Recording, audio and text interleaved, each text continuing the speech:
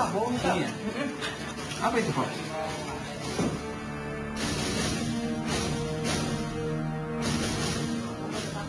Wah, gimana itu? Bisa ada mayat di situ itu? Saya lapor Pak polisi dulu ya. Iya Pak.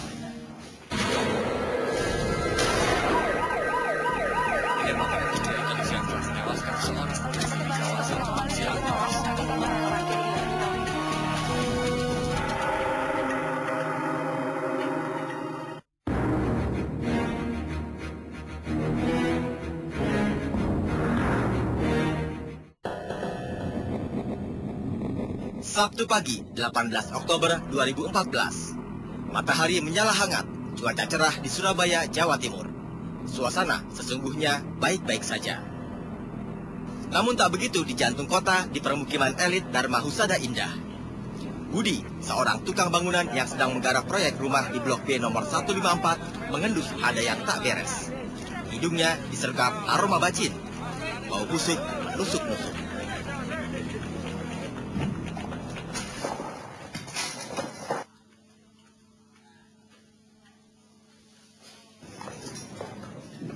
Kok bau bangke ya? Kok bau bangke di sini ya? Oh masa iya kayak gitu ah? Iya, bau bangke. Itu juga bau Apa ya? itu, Pak? Oh bener aja kamu. Itu ada gunungan Pak. Ah, masa? Coba lihat tuh Pak. Sumber aroma yang bikin mual itu datang dari lorong garasi rumah. Bau menguar dari rekahan lantai paving blok garasi dekat lubang septic tank. Permukaan lantai tak rata, menggelembung menyimpan sesuatu di bawahnya. Nah itu pas awalnya ditemukan mayat gimana? Awal kan ya Sabtu kan bau itu, pas waktu bau itu aku dipanggil sama Pak Mandor suruh bau itu, emang bau apa enggak gitu. Oh iya bau Pak Yanto, aku bilangnya gitu.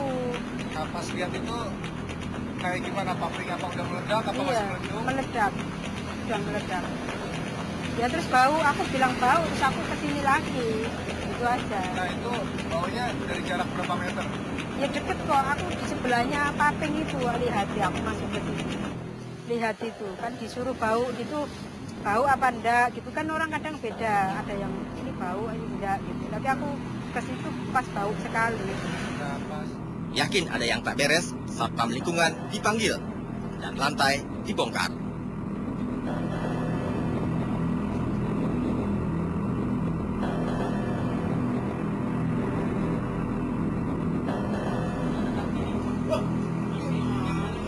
Kok bisa ada mayat di situ itu?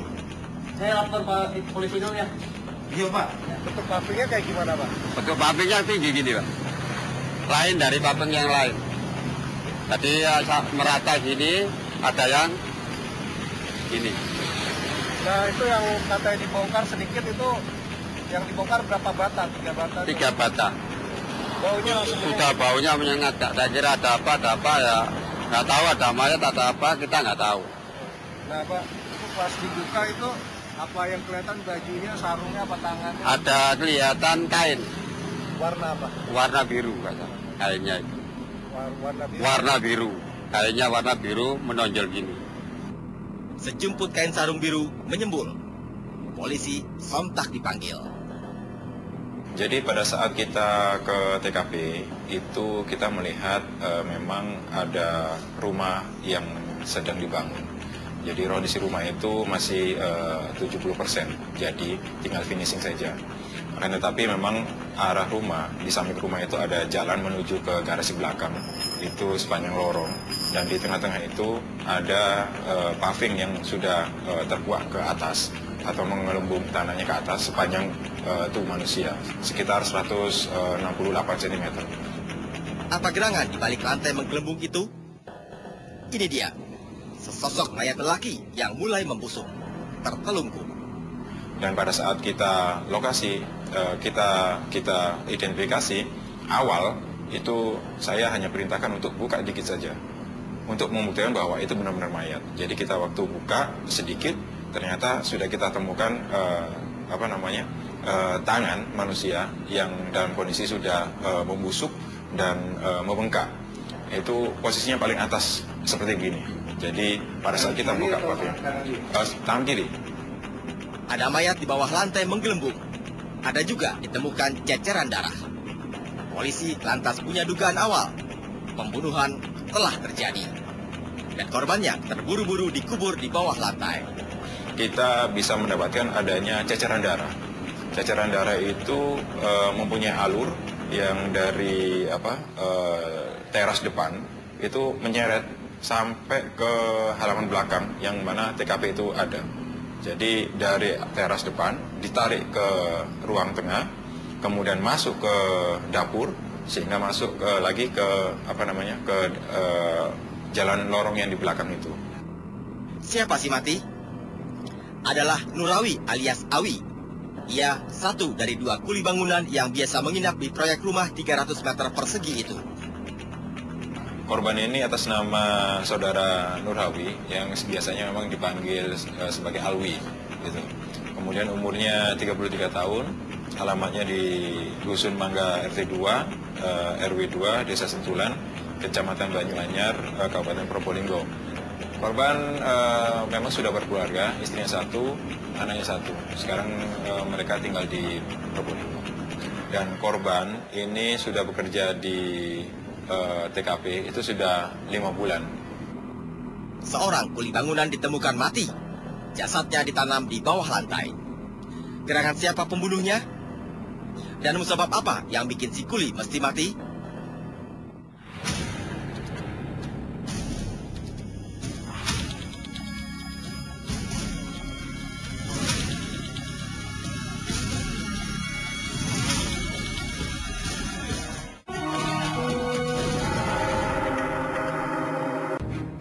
Permukiman elit Dharma Husada Surabaya gaduh. Ada mayat kuli bangunan ditanam di bawah lantai rumah Blok B nomor 154. Ada pembunuhan. Polisi gegas menyegi, memunguti barang bukti, petunjuk, dan menghimpun keterangan saksi. Ya, jadi pada saat olah TKP kita dapatkan semua alat bukti yang dipakai. Jadi ada batu bata, paving, untuk memakai mukul kepala, termasuk juga untuk palu yang dipakai hantaman pertama itu kita dapatkan, sampai ke ember yang dia gunakan untuk menyiram air, kemudian kain untuk menutupi korban, itu kita dapatkan semuanya. Sigi polisi mengerucut ke satu nama, Nur Hadi. Siapa dia? Nur Hadi adalah Kernet Nurawi, sang kuli yang mati. Nur Hadi bersama Nurawi biasa menginap di proyek renovasi rumah ini. Namun Nur Hadi kini raib. Bahkan si Kernet tak lagi bisa dihubungi. Kami dari Polrestabes langsung melaksanakan pembagian tugas. Jadi ada yang melaksanakan olah TKP, ada yang melaksanakan pengejaran terhadap salah satu yang kita duga sebagai tersangka tadi. Dan memang pada saat itu ada salah satu mandor yang mengatakan adanya salah satu keluarga daripada tersangka yang kita curigai itu juga bekerja di tempat yang sama, artinya tempat pekerjaannya sama sebagai tukang. Dan kita datangkan, kemudian kita langsung melakukan pengejaran.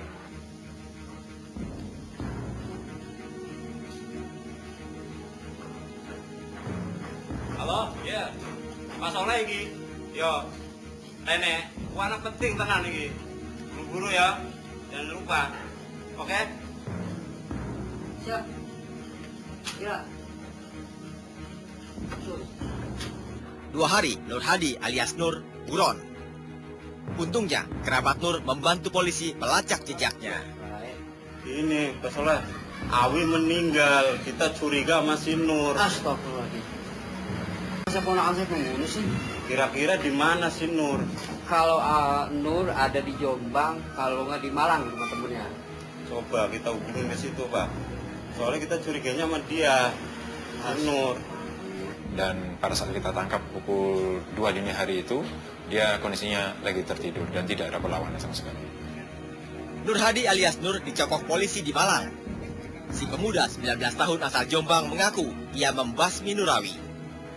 Caranya itu sungguh ngeri. Menumbuk kepala Nurawi dengan palu dan batu paving block. Karuan saja Nurawi tamat riwayat. Demi tiada yang curiga, mayat korban lantas ditimbun dengan semen dan paving block di garasi samping rumah. Ironis, soalnya Nur Hadi baru belajar kerja jadi tukang, dan seorang Nurawi berjasa mengajarinya seluk-beluk kerja pertukangan. Yang ngajak kerja bangunan siapa? Mas saya, Siapa?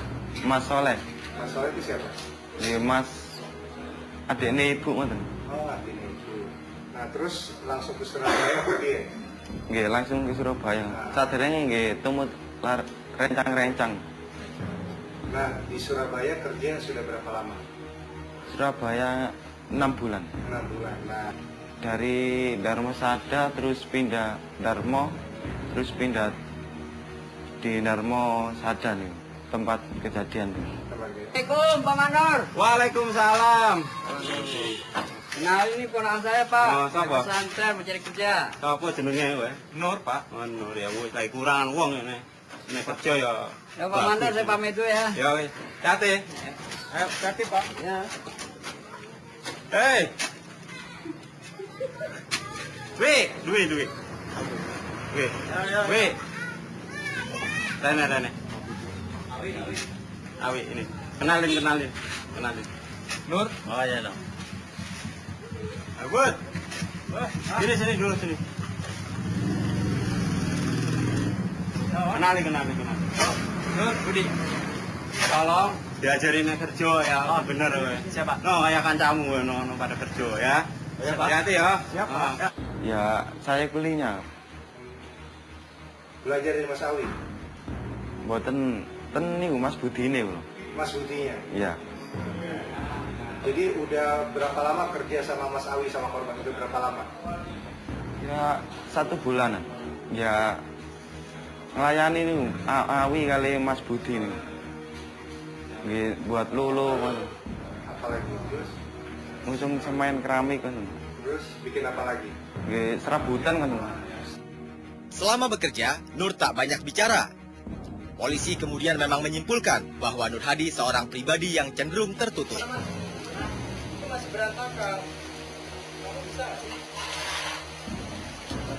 Dan memang tersangka ini baru 2 bulan kerja di TKP.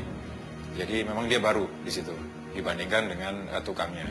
Kemudian dalam profiling sehari-hari memang si tersangka ini kondisinya pendiam. Ya, pendiam, tidak banyak bicara. Memang mungkin kita bisa sedikit sampaikan mungkin profilnya adalah seorang yang introvert.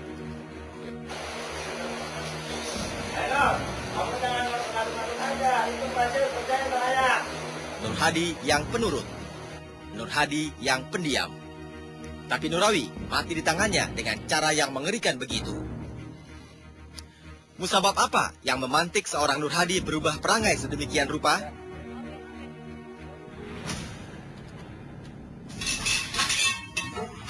Waduh, kamu gimana sih orang kerja mati lampu? Apa saya nggak lihat? Kamu nggak lihat ada kabel di situ? Nggak lihat. Makanya kalau besok-besok kerja pakai mata. Iya mas, maaf.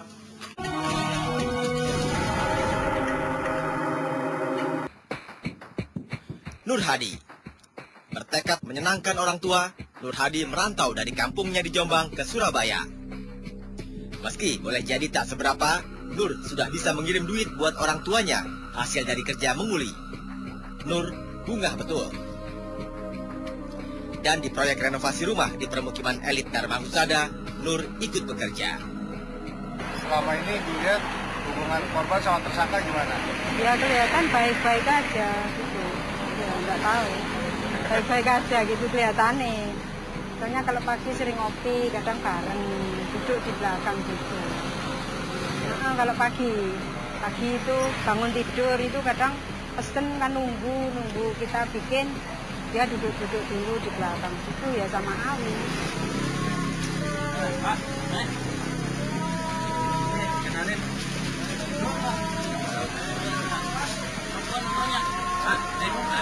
Anak baru. Ya.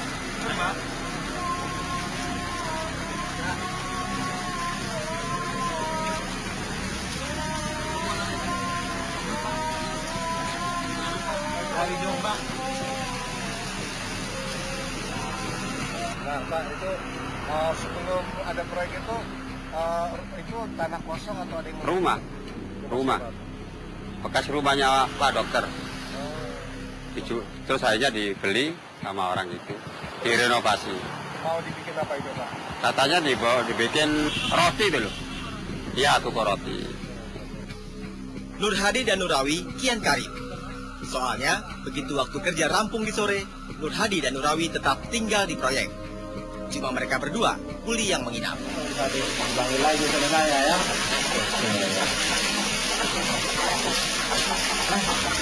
Aku pulang duluan ya. Oh ya, Bu. Nah, kalian ngapain dulu di sini ya? Ya, dua ya. Ya. Kamu main dulu ya? Ya. Udah Mas, aku juga sekalian. Harus mandi. Ya. Nah, katanya kalau malam dia tinggal di sini, nginep di sini ya? Iya, kalau malam di sini. Suka cerita nggak dia? Cerita apa? Apa kalau malam suka jaga di sini? Tuh, iya memang kan tidurnya di sini kalau malam. Sama itu, siapa? Sama Awi. Ya. Kan kalau pulang kan rumahnya jauh. Kos ya enggak mungkin kan ngekos. Jadi di sini boleh tidur ya mungkin tidur sini gitu. Namun di balik keakraban, Nur menyimpan ganjalan. Adalah watak Awi yang temperamental soalnya. Awi pemarah. Sehari-hari Mas Awi orangnya seperti apa? Apa baik, ramah, apa keras, atau bin? Keras, Kerasnya bin? marah-marahin. Sering marahin Mas Awi? Nggih. Selain sama kamu, sama yang lain juga sering marahin? Ya, kuli yang satunya itu pulang. Tidak utang. Sama Mas Awi? Iya. Habis dipukul. Siapa dia yang dipukul? Pak Amel. Pak Amir? Iya. Dipukul sama Mas Awi? Iya. Apanya? Katanya kepalanya. Berapa kali? 1 kali. Kamu ngeliat? Ini cerita yang Mbak Mas Awi, Pak Amel. Selama ini Nur bisa menahan diri tak terbawa emosi atas perlakuan Awi. Sampai kemudian peristiwa di 14 Oktober 2014 jadi cerita horornya. Malam hari, tak sengaja kaki Nur tersandung kabel yang bikin lampu sontak mati. Dan Awi tak bisa terima. Awi nyerocos memaki Nur. Bahkan tak cuma omongan belaka, tangan Awi ikut bicara. 4 kali Nur ditempeleng.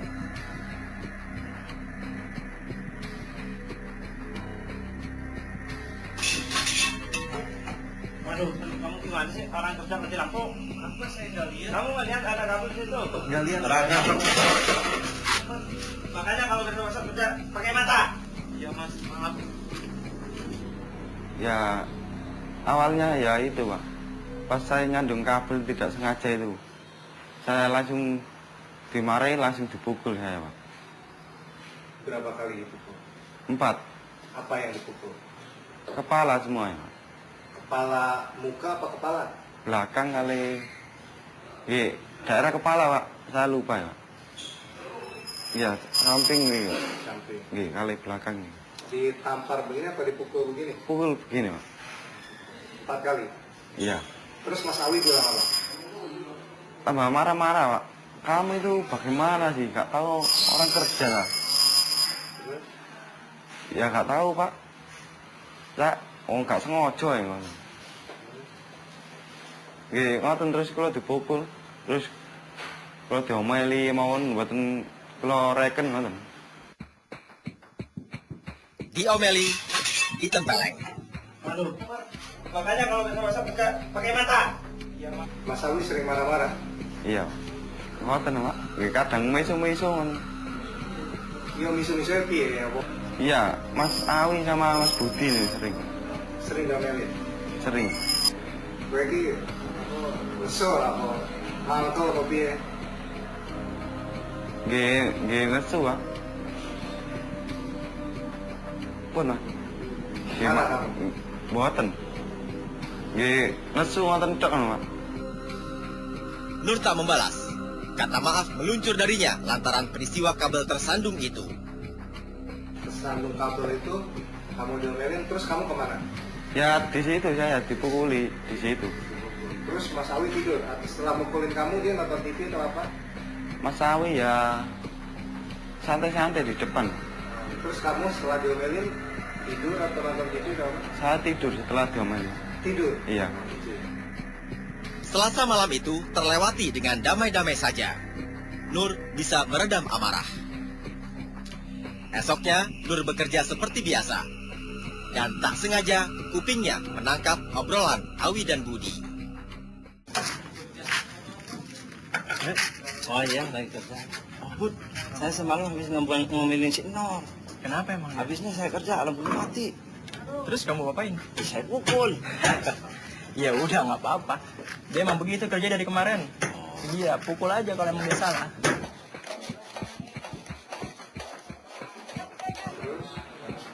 Ya Awinya itu bilang sama Mas Budi, saya habis mukul Nur. Mas, ya nggak apa-apa, pukul saja, nggak apa-apa, katanya begitu ya sama Mas Budi. Ya saya ya nelfon kayak tertekan. Kesur. Enggak ya. Awi ngomong sama Budi, kamu dengar? Iya dengar. Saya pas jebol tembok nih Awi sama Budi di atas. Di atas saya Pak, benar genteng. Ditertawakan Budi dan Awi, hati Nur membara. Harga dirinya merasa dilecehkan. Nur mendidih. Nur merawat dendam kesumat. Jadi pada saat dia dipukul dia diam saja, karena memang dia itu tadi di dalam hierarki pekerjaan mereka antara kuli dan tukang itu kan berbeda. Ada senior dan junior, sehingga dia merasa dia memang junior dan dia merasa diam saja karena dia salah. Tetapi dia dendam dari situ. Kemudian rasa dendamnya itu bertambah manakala korban ini berkata sama teman yang lain membicarakan tentang dia si tersangka itu atas kejadian itu, dan mereka berdua itu ketawa-ketawa sehingga dia timbul rasa dendam yang teramat sangat. Nah itu Waktu kerja usai sudah. Nur sibuk berbenah mengembalikan peralatan kerja ke dapur. Saat itulah Nur melihat Awi sedang santai di teras. Di kepala Nur terlintas bisikan untuk menunaikan dendam. Dan di tangan Nur masih tergenggam sebatang palu.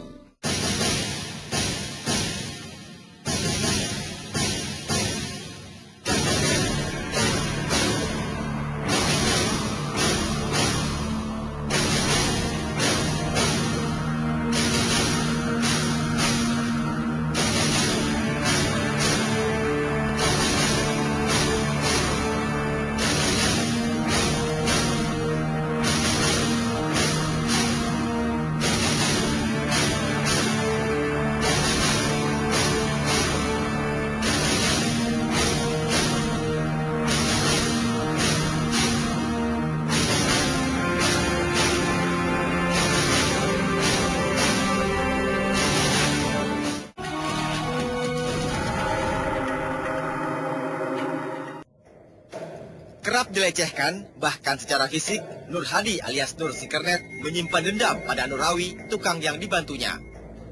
Dicaci, bahkan ditempeleng Awi, kian menyuburkan kesumat Nur. Adanya motif yang sangat kuat, yaitu motif dendam dari korban. Jadi korban ini sebagai tersangka, ini sebagai kuli, dan korban ini adalah tukang. Di mana dalam hubungan kerja kuli ini adalah di bawah tukang.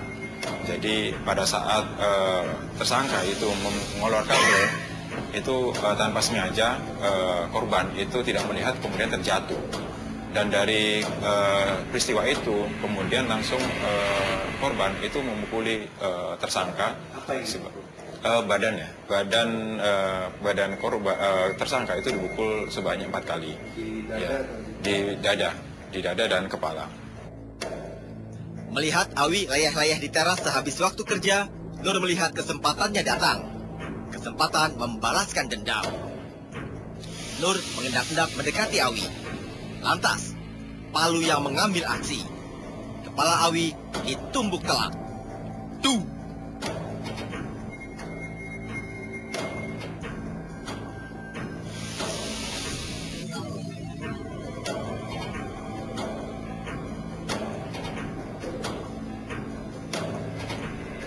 langsung dipukul.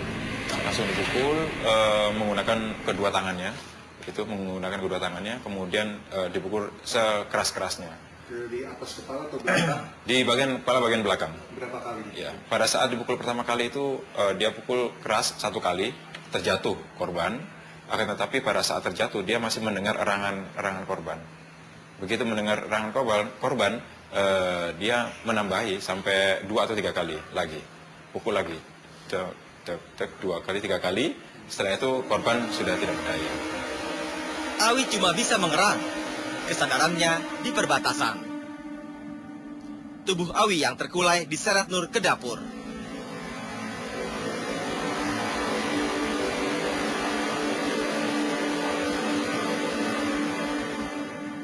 Kakinya.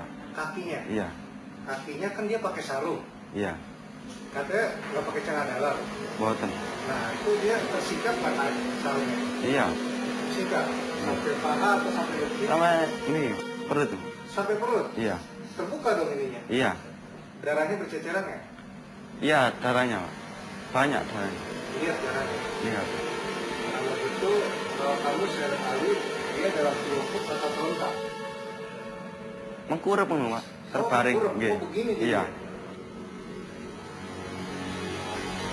Ya dari TKP yang depan, yang pertama, sampai ke belakang itu sekitar 25 meter. Ternyata Awi masih bernapas. Dendam Nur teroplos dengan panik. Lagi, Nur menumbuk telak kepala Awi. Kali ini dengan bongkahan paving block. Darah sontak memuncrat dari kepala Awi. Jadi setelah korban terjatuh, dia menyeret lagi, sampai ke lewat ruang tengah, maju ke dapur. Dan pada saat di dapur ini korban kembali mengerang. Pada saat kembali mengerang, dia letakkan korban, dia ambil paving yang ada dekat situ. Paving, kemudian dihantam lagi kepalanya sampai 3 kali lagi. Begitu dihantam 3 kali, itu terlihat memang dari waktu kita olah TKP itu ada cipratan darah ke arah dinding dan lantai yang ke arah membentuk suatu pola. Giliran Nur yang panik dengan onggokan tubuh korbannya. Dan nyawa Awi masih terpasang di badannya. Awi belum juga mati. Nur melihat lubang septic tank. Tak begitu lowong memang, namun di kejahatan tiada kelihatan jejaknya. Nur memaksakan tubuh Awi tercemplung ke dalamnya. Kamu tarik, terus kamu masuk ke septic tank, muat ya? Ya, nggak muat, saya paksa. Diinjak? Iya. Berapa kali diinjaknya? 2. 2 kali. Apa yang diinjak sama kamu? Ya, Bahunya atau punggungnya? ya, ini kepalanya dulu, Pak, saya masukkan. Kepala kamu masukkan terus? Nggak muat, saya injek. Oh, jadi yang kamu injak kepalanya? Pak? Boten. Apa? Nggih, daerah pinggang. Ini. Oh, pinggang 2 kali. Nggih.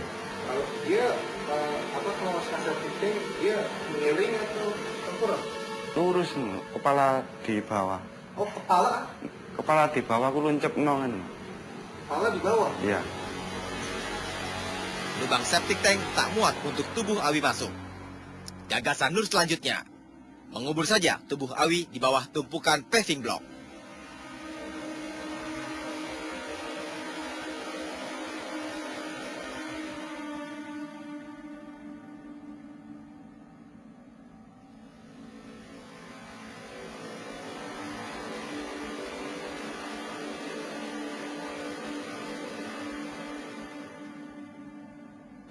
Dia dapat akal untuk mengubur korban di samping. Jadi di samping septic tank itu dia cungkil lagi. Itu dalam kondisi jalan menuju ke garasi belakang, lorong ya. Kemudian dia cungkil pavingnya, kemudian dia gali tanahnya. Oh, sebenarnya itu sudah jadi sebenarnya? Sudah jadi, ya. Jadi kondisi jalannya itu sudah jadi berpaving dari pintu pagar depan ke garasi bagian belakang. Kemudian dicungkil, kemudian dia gali sedalam 30 cm. Kemudian setelah itu, dia sudah tergali 30 cm, dia ambil semen yang dalam kondisi dari sak gitu, dia buka, kemudian dia taburkan semen itu sedalam galian tadi. Kemudian setelah ditaburkan semen itu, dia tarik lagi korbannya, kondisinya tadi sudah di dalam itu, ditarik. Habis itu dia masukkan ke yang galiannya sudah digali tadi itu. Dalam kondisi korban tertelungkup, kondisinya diyakini sama tersangka itu masih dalam kondisi sakaratul maut, sehingga dia sengaja hadapkan ke bagian bawah, gitu. Sehingga mungkin bisa menutup mukanya. Oh, jadi korban. ketika ditimbun masih hidup sebenarnya? Menurut pengakuan daripada tersangka demikian. Dia dalam keadaan tergurau? Iya. Tangannya gimana? Tanya saya tahu seperti begini, Pak. Begini ya? Nonton dubur ngeten, Pak. Oh gitu tangannya? Iya. Terus? Ya, saya kubur, terus saya tata papinya, saya tinggal pulang. Dia letakkan korban ke dalam lubang yang sudah ada, kemudian dia taburi lagi korbannya dengan menggunakan semen yang sudah ada. Jadi ditaburi lagi semen, kemudian seluruh badannya sudah sempurna, kemudian tutup lagi pakai pasir, kemudian ditutup lagi pakai paving. Setelah itu dia siram pakai air supaya semen itu mengeras. Ditanam di bawah lantai paving block, Awi meregang nyawa. Pas kamu lihat Mas Awi udah dikuburkan, kamu masih marah nggak kamu sama Awi? Mboten nggih, takut kasihan kan, Pak, melihat mayat, Pak. Terus? Ya, saya berani no, Pak. Lang matun lang wis kula tinggal. Nah, kenapa kamu sampai berani membunuh Awi? Kenapa kamu? Ya, marah, sebenarnya itu pengen mukul saja ya, Pak. Kenemen luka ya, Pak. Terus? Nggih, kula ncepaken piteng mawon. Mesti sana sakno kasihan, Pak. Hop. Awi tamat. Nurawi, tukang bangunan asal Probolinggo, dibunuh kernetnya sendiri. Dan jasadnya ditanam di balik paving block lorong garasi. Edan.